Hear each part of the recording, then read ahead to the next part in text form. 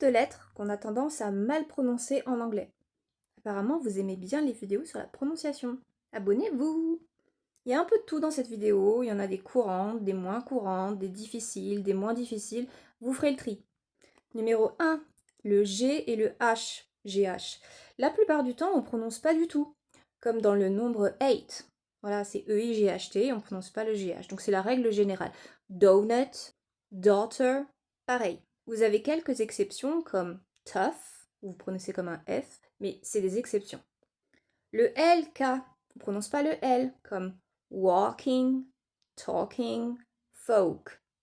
Le KN en début de mot, on ne prononce pas du tout le K, il ne sert à rien. A knife, to know, to knock. Les modos en oud, should, would, could, prononcez pas le L.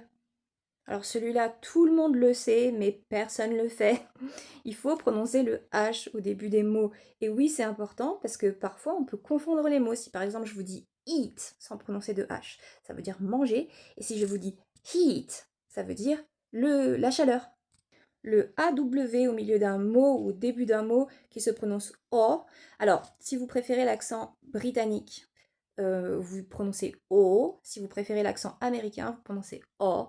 Donc, awful, prawn, lawn. Le CH et le SH qu'on a tendance à confondre. Donc CH, ça se prononce ch, comme s'il y avait un T, alors que SH, ça se prononce juste ch. C'est pour ça qu'on dira choose, chimney, to chat, et on dira shoes pour les chaussures, shower, short. Le prochain, c'est surtout une question d'entraînement, T-H-R en début de mot, three, threat, throat.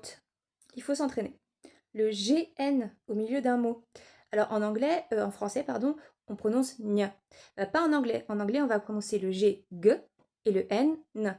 Donc ça va faire ignore, recognize, magnet. OW au milieu d'un mot, la plupart du temps, ça se prononce ow, power, tower, towel. Il y a des mots où on prononce O, comme par exemple slower.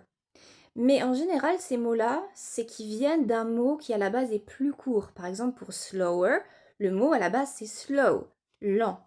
Et ensuite, on rajoute pour dire plus lent, ou alors slowly, lentement, et on va garder la même prononciation qui sera le O. Alors que shower, towel, c'est pas une prolongation d'un autre mot. C'est juste un mot comme ça.